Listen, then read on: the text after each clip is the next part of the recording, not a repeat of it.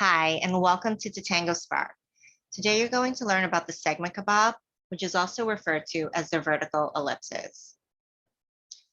Once you've added in your segment filter criteria and see your results, you have some additional options available to you. Here, the first option is Save Current View as default. So while the regular Save button will allow you to save your filter criteria, the columns you're interested in, as well as the sort order, the Save Current View as default will allow you to save your result filters and segment views across the top. From the list view, that includes when you switch between all, my, accounts, and then from any of the users you've selected, or when you use the group by function. It also allows you to save the views across the top. So if you've set up a workflow and you'd like to organize your accounts via the statuses, you can default that view to the progress view.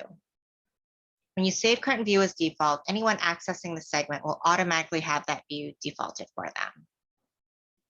Some other options from the Kabob menu: you can download into a CSV. You can generate an endpoint to use Tatango Search API. Following a segment will deliver the segment into your inbox on a daily basis. And last, you can copy or move the segment to another success block or delete the segment entirely.